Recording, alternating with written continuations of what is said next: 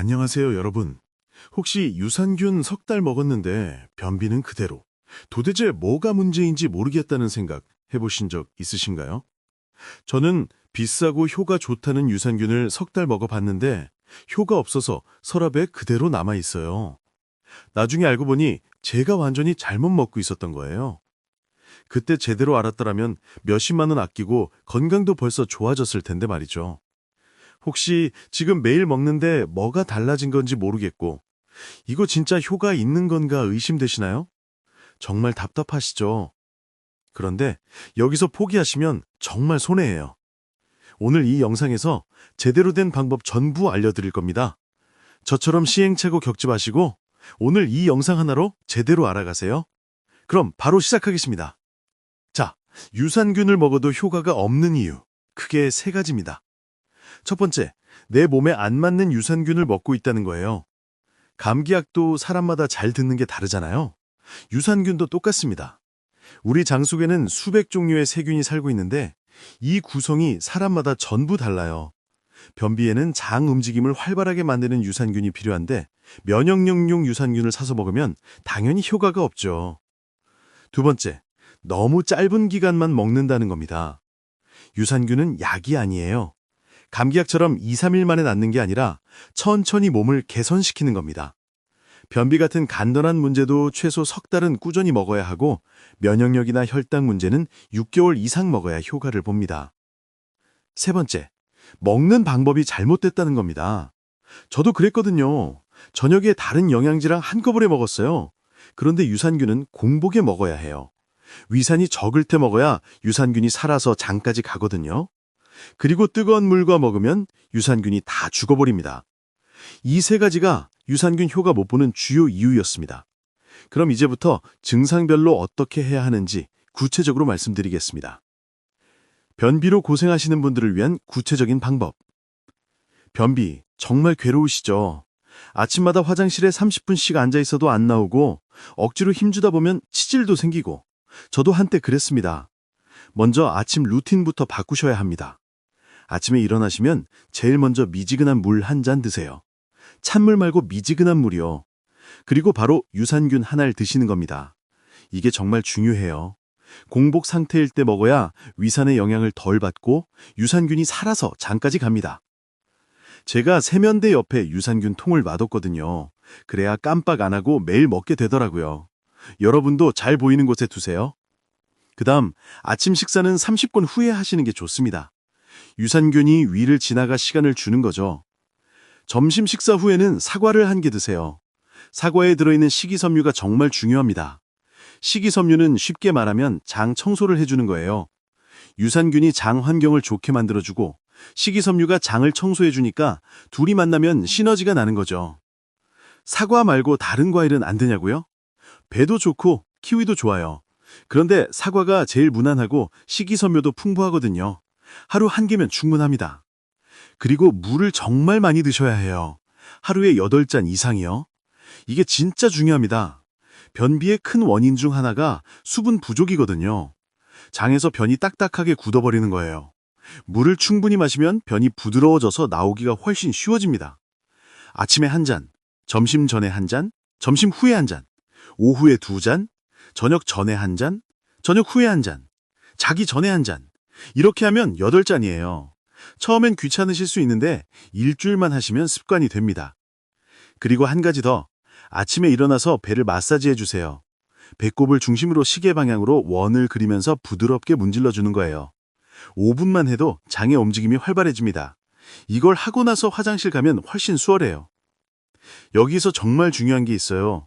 화장실 가고 싶을 때 참지 마세요. 바쁘다고 밖에 있다고 참으면 장이 둔해집니다. 신호가 왔을 때 바로 가는 습관을 들이셔야 해요. 제가 아는 이웃집 박순자 씨 69세이신데요. 평생 변비로 고생하셨어요. 이틀에 한 번 나오면 다행이고 사흘에 한 번 나올 때도 많았대요. 화장실에서 1시간씩 앉아 계시다가 결국 관장약까지 쓰셨다고 합니다. 그런데 제가 말씀드린 방법대로 석 달 하셨거든요. 아침 공복 유산균, 점심 후 사과 한 개, 물 많이 마시기. 처음 한 달은 솔직히 별 차이가 없었대요. 그래도 포기하지 않고 계속 하시니까 2달째부터 조금씩 나아지기 시작했고 석 달 지나니까 거의 매일 아침 나오신대요. 지금은 6개월째 하고 계신데 완전히 정상이 됐다고 하십니다. 매일 아침 개운하게 화장실 다녀오시고 하루 종일 기분이 좋으시대요.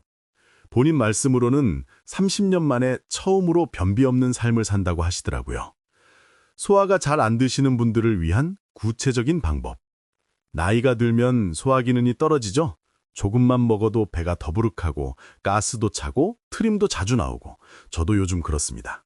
첫째, 유산균은 역시 아침 공복에 드세요. 이건 변비나 소화나 똑같습니다.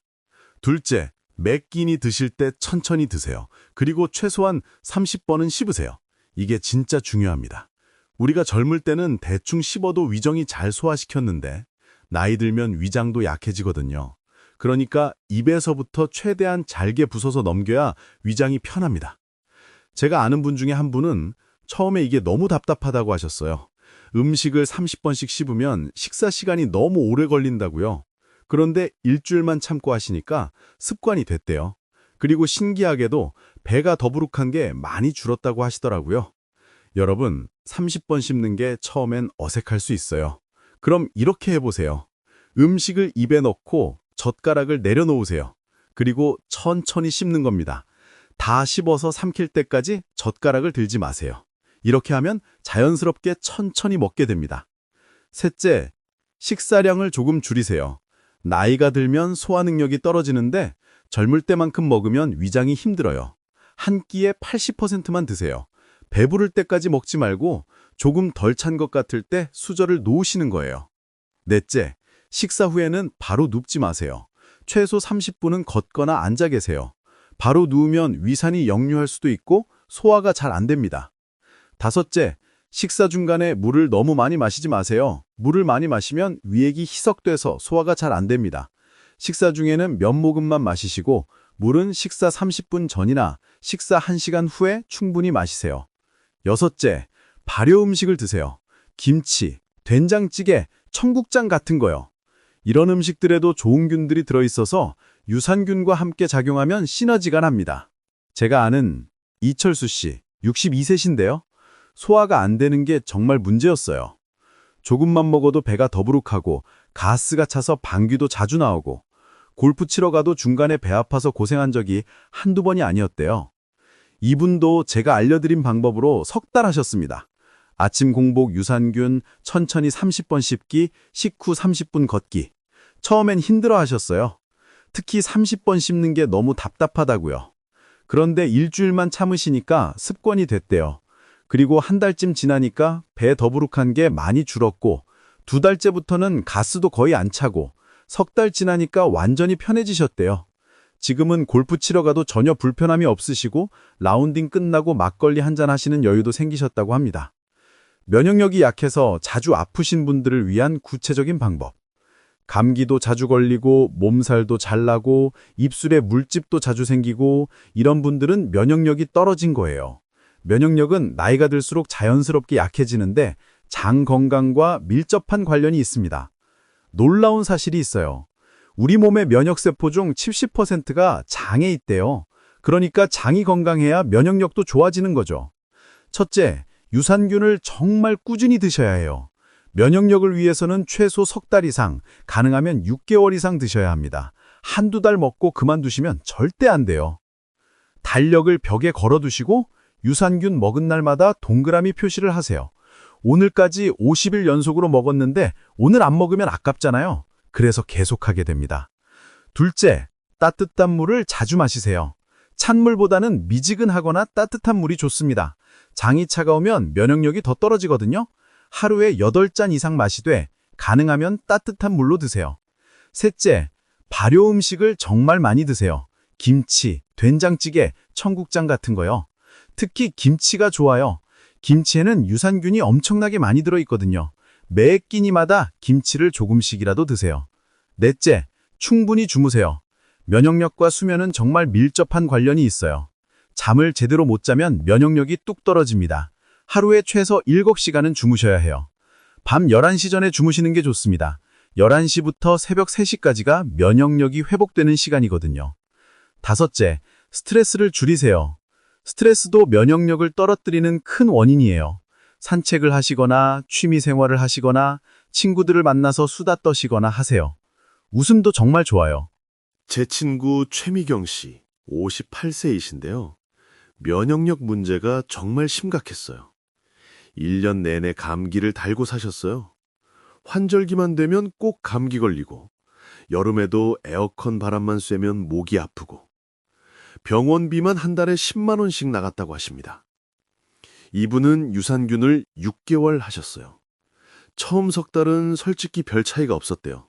그런데 포기하지 않고 계속하셨습니다. 그랬더니 4달째부터 조금씩 달라지기 시작했대요. 감기에 걸려도 예전보다 빨리 낫고 증상도 가볍고 6개월 지나니까 지난 2달 동안 감기 한 번도 안 걸렸다고 하시더라고요.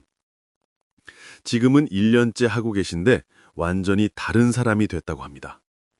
병원도 거의 안 가고 몸이 가벼워서 등산도 시작하셨대요.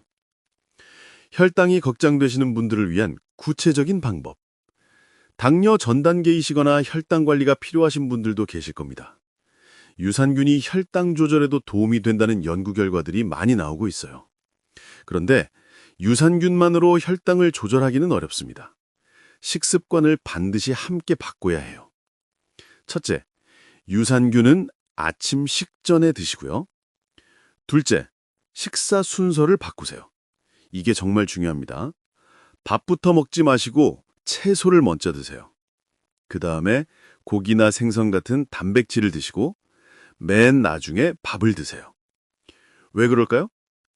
채소에 들어있는 식이섬유가 나중에 들어오는 당분의 흡수를 천천히 만들어줍니다. 그러면 혈당이 급격하게 올라가지 않아요. 밥부터 먹으면 혈당이 확 올라가는데 채소부터 먹으면 천천히 올라가는 거죠. 예를 들어 볼까요? 백반 드신다고 생각해 보세요. 반찬으로 나물 3가지, 김치, 된장찌개, 생선구이가 나왔어요. 이제부터는 순서를 바꾸세요. 먼저 나물을 드세요. 시금치나물, 콩나물, 무나물 이런 거요. 한 접시 다 먹으세요. 그 다음에 생선구이를 드시고요. 그 다음에 밥을 드세요. 처음엔 어색할 수 있어요. 밥 없이 반찬만 먹으니까요. 그런데 일주일만 하시면 적응됩니다. 셋째, 식사 후에 10분 정도라도 걸으세요. 가볍게 동네 한 바퀴만 돌아도 됩니다. 식후 운동이 혈당 조절에 큰 도움이 됩니다. 식후에 혈당이 올라가는데 이때 가볍게 걸으면 근육이 포도당을 사용해서 혈당이 빨리 내려가요. 넷째, 간식을 조심하세요. 혈당 관리하시는 분들은 간식이 정말 중요해요. 과자, 빵, 떡, 음료수 이런 거 드시면 혈당이 확 올라갑니다. 간식으로는 견과류가 좋아요. 호두, 아몬드, 땅콩 같은 거요. 다섯째, 흰쌀밥보다는 잡곡밥을 드세요. 흰쌀밥은 혈당을 빨리 올리는데 잡곡밥은 천천히 올립니다. 제가 아는 한 분이 공복 혈당이 120 정도 나왔어요. 정상은 100 미만이니까 당뇨 전 단계였던 거죠. 이분이 제가 말씀드린 방법대로 6개월 하셨거든요. 아침 식전 유산균, 식사 순서 바꾸기, 식후 10분 걷기, 잡곡밥 먹기. 3개월 후에 검사했더니 공복 혈당이 110으로 떨어졌대요. 6개월 후에는 95까지 내려갔고요. 의사 선생님도 놀라셨대요. 절대 하면 안 되는 것들. 자, 여기까지 증상별로 어떻게 하면 되는지 말씀드렸습니다. 그런데 유산균 먹으면서 절대 하면 안 되는 것들이 있어요. 첫째, 뜨거운 물과 함께 먹지 마세요. 유산균은 살아있는 균이에요. 60도 이상의 뜨거운 물에 닿으면 다 죽어버립니다. 미지근한 물이나 찬물로 드세요. 둘째, 항생제와 동시에 먹지 마세요. 항생제는 세균을 죽이는 약입니다. 좋은 균, 나쁜 균 가리지 않고 다 죽여요.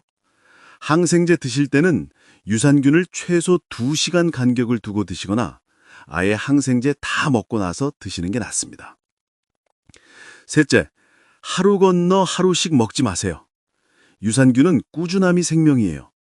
하루라도 빠뜨리지 말고 매일 같은 시간에 드시는 게 좋습니다. 넷째, 유산균을 너무 많이 먹지 마세요. 많이 먹으면 더 효과가 좋을 거라고 생각하시는 분들이 있어요. 그런데 그렇지 않습니다. 정해진 용량대로 드시는 게 제일 좋아요. 다섯째, 냉장 보관이 필요한 유산균은 반드시 냉장고에 보관하세요. 제품 설명서를 꼭 확인하세요. 성공하기 위한 구체적인 실천 전략. 여기까지 들으시면서 혹시 이런 생각하셨나요? 좋은 건 알겠는데 내가 과연 석 달이나 꾸준히 할 수 있을까? 일주일은 할 수 있을 것 같은데 한 달 되면 깜빡할 것 같고 석 달은 자신이 없다고요. 저도 그랬습니다. 처음엔 의욕이 넘쳤는데 일주일 지나니까 벌써 까먹고 열흘쯤 되니까 귀찮아지고 그래서 이번엔 작전을 바꿨어요. 꾸준히 할 수 있는 시스템을 만든 겁니다. 지금부터 그 방법을 알려드릴게요. 첫 번째 전략, 환경을 바꾸세요. 의지력으로 버티려고 하지 마세요. 의지력은 오래 가지 않습니다. 대신 환경을 바꾸는 겁니다. 유산균을 어디에 두느냐가 정말 중요해요. 세면대 옆에 두세요. 아침에 세수하러 가면 바로 눈에 보이는 곳이요. 그럼 자동으로 먹게 됩니다. 거실 텔레비전 앞에 두셔도 좋아요. 저녁에 텔레비전 보실 때 보이니까 혹시 아침에 안 먹었으면 그때라도 먹을 수 있거든요. 물컵도 미리 준비해 두세요. 세면대 옆에 작은 컵 하나 놔두시는 겁니다. 그럼 물 따르러 부엌 갈 필요도 없이 바로 먹을 수 있어요. 이 작은 차이가 큽니다. 두 번째 전략, 기록을 하세요. 벽에 큰 달력을 거세요. 그리고 빨간 펜을 달력 옆에 걸어두세요. 유산균 먹으면 그 자리에서 바로 동그라미를 치는 겁니다. 이게 정말 효과적이에요. 왜냐하면 눈으로 보이거든요. 오늘까지 20일 연속으로 동그라미가 있는데 오늘 안 먹으면 그 연속이 끊기잖아요. 아깝죠? 그래서 먹게 됩니다. 그리고 일주일에 한 번씩, 예를 들어 일요일 저녁에 달력을 보세요. 이번 주는 며칠 먹었나, 빠뜨린 날은 없나 확인하는 거예요. 만약에 빠뜨린 날이 있으면 다음 주는 더 신경 쓰자고 다짐하시고요. 한 달이 지나면 달력에 큰 별표를 그리세요. 한 달 완성 축하한다고요. 두 달 지나면 별표 2개, 석 달 지나면 별표 3개. 이런 식으로 하면 성취감이 쌓입니다. 세 번째 전략, 작은 보상을 주세요. 석 달을 목표로 하되 중간중간에 작은 보상을 주세요. 일주일 채웠으면 좋아하는 과일 하나 사드세요. 한 달 채웠으면 맛있는 거 하나 드시거나 영화 한 편 보시거나 하세요. 두 달 채웠으면 뭔가 좀 더 큰 보상을 주세요. 가고 싶었던 곳에 여행 가시거나 사고 싶었던 거 하나 사시거나요. 이렇게 중간 보상이 있으면 훨씬 동기부여가 됩니다. 그리고 석 달 완성하시면 정말 큰 선물을 본인한테 주세요. 평소에 갖고 싶었던 거 하나 사시거나 맛있는 거 실컷 드시거나 가족들이랑 좋은 곳 다녀오시거나요. 석 달 꾸준히 한 본인을 축하해 주는 겁니다. 네 번째 전략, 가족과 함께 하세요. 혼자 하면 외로워요.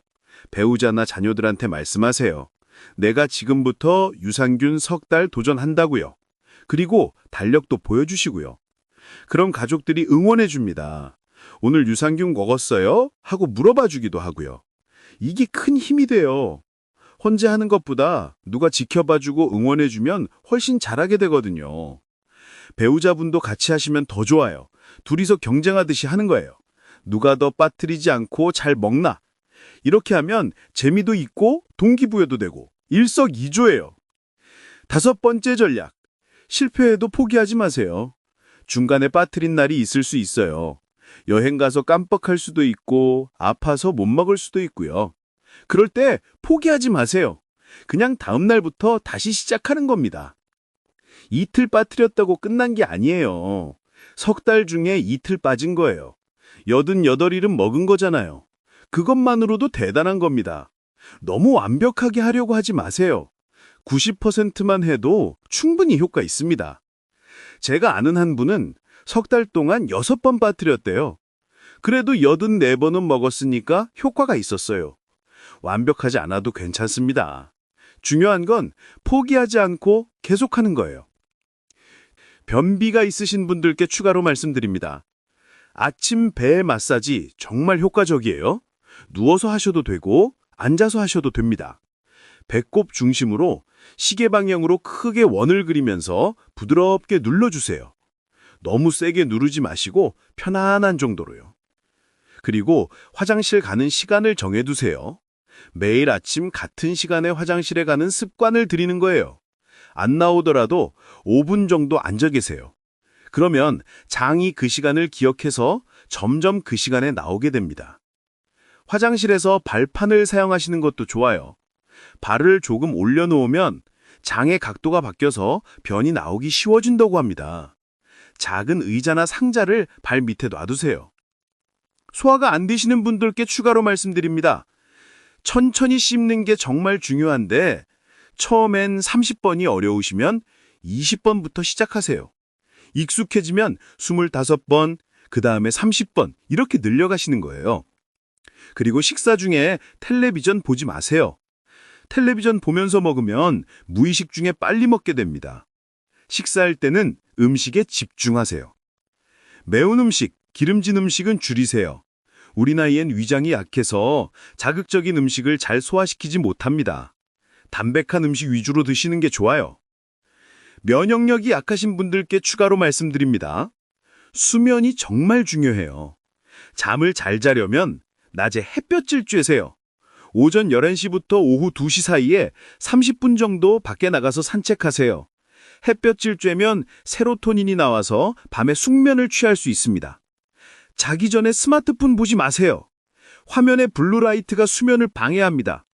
자기 1시간 전에는 스마트폰을 끄시고 책을 읽거나 가벼운 스트레칭을 하세요. 실내 온도도 중요해요. 너무 덥지도 춥지도 않게 18도에서 20도 정도가 좋습니다. 이불도 너무 두껍지 않은 걸로 덮으세요. 혈당 관리하시는 분들께 추가로 말씀드립니다. 식사 순서 바꾸는 게 처음엔 정말 어색해요.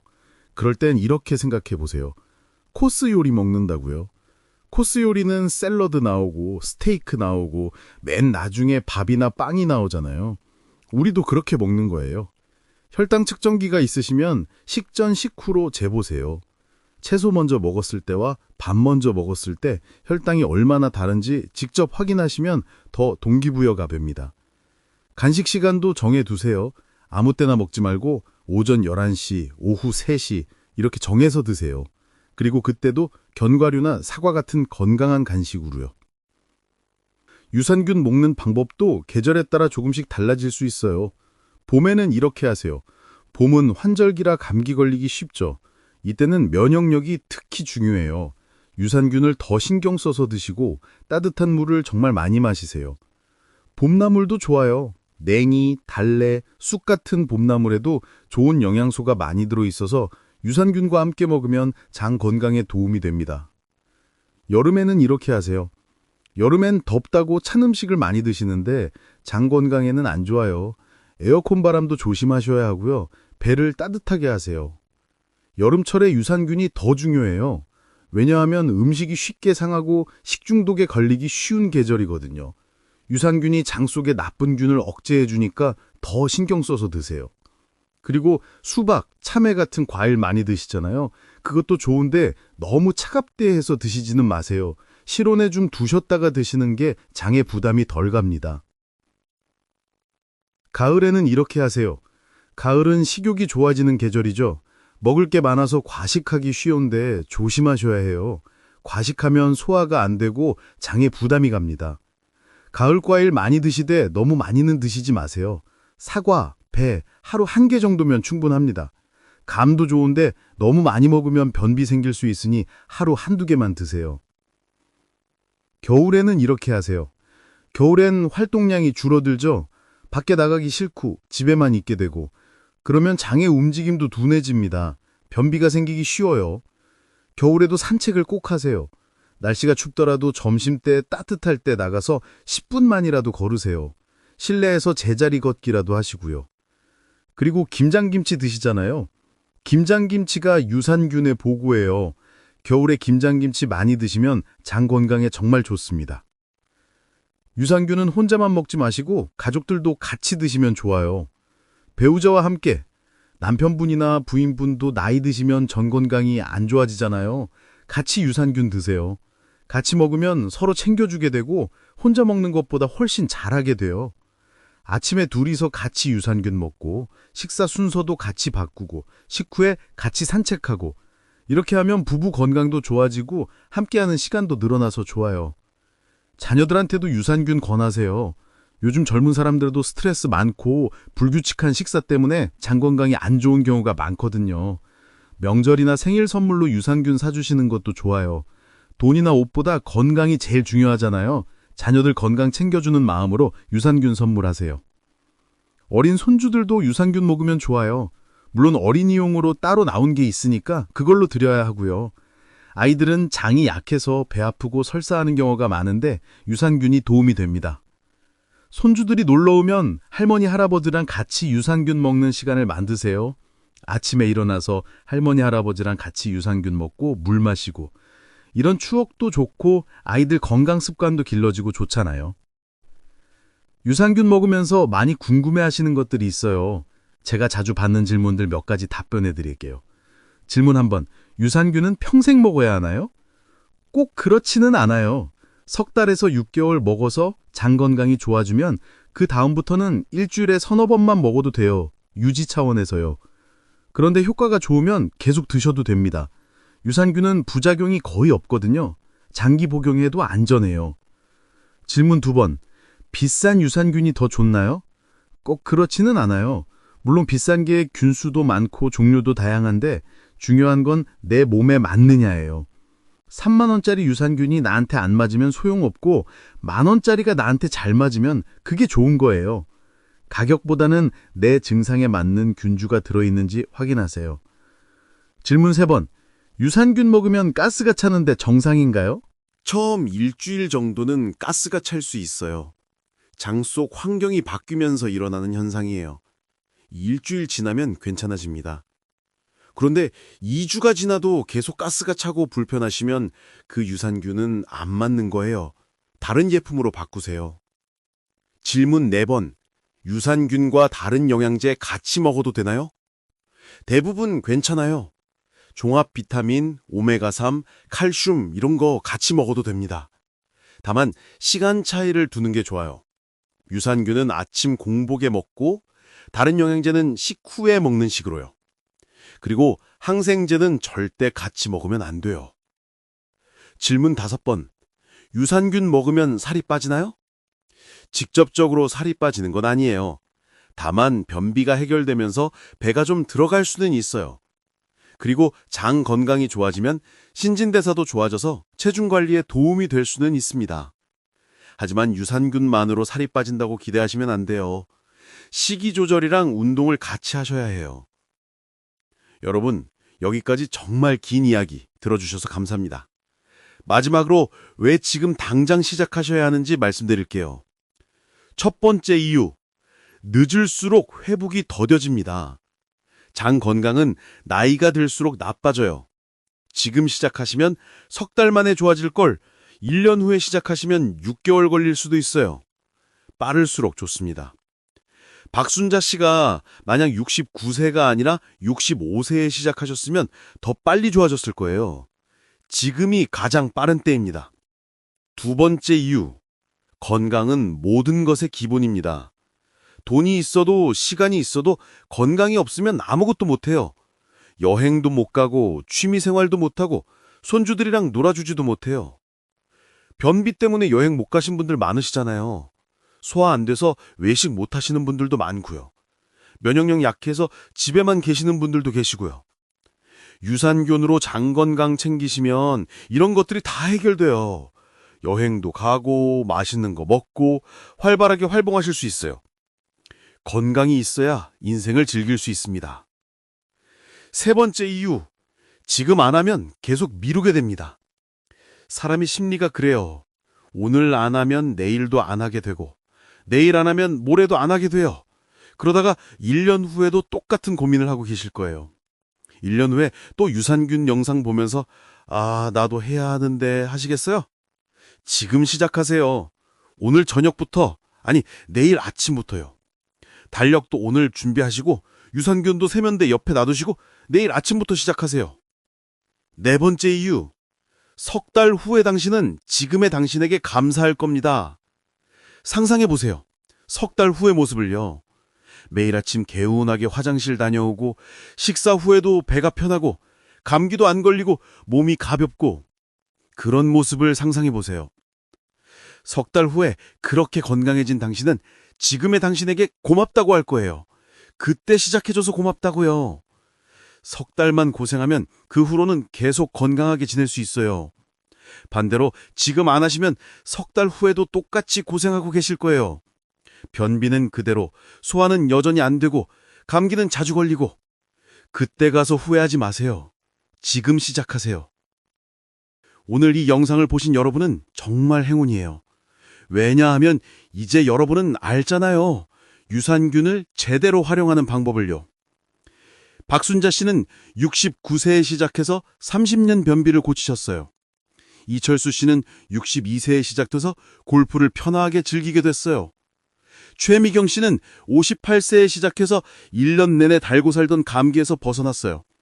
혈당 관리하신 그분은 당뇨 전 단계에서 정상으로 돌아왔어요. 이분들의 공통점이 뭘까요? 포기하지 않았다는 겁니다. 석 달, 6개월 꾸준히 했다는 거예요. 여러분도 하실 수 있어요. 오늘부터 시작하세요. 아니, 내일 아침부터요. 미지근한 물 한 잔과 유산균 한 알로 하루를 시작하세요. 달력도 준비하시고 매일 동그라미 치세요. 일주일 채우고 한 달 채우고 석 달 채우세요. 석 달 후에 달력이 동그라미로 가득 찼을 때 여러분의 몸이 얼마나 달라져 있을지 기대됩니다. 변비 없이 개운한 아침, 소화 잘 되는 편안한 배, 감기 안 걸리는 튼튼한 몸, 안정된 혈당, 그런 건강한 모습으로 여러분을 다시 만날 수 있기를 바랍니다. 다음에도 좋은 건강 정보로 찾아뵙겠습니다. 다음 영상에서는 시니어분들을 위한 영양제 고르는 법, 그리고 운동 없이도 근육 지키는 방법 같은 걸 준비하고 있습니다. 건강은 하루아침에 만들어지는 게 아니에요. 매일매일 조금씩 쌓아가는 거죠. 오늘 여러분이 내린 결정이 석 달 후, 1년 후의 건강을 만듭니다. 지금 시작하세요. 여러분의 건강한 미래를 응원합니다. 다음 영상에서 또 만나요. 여러분, 건강하세요!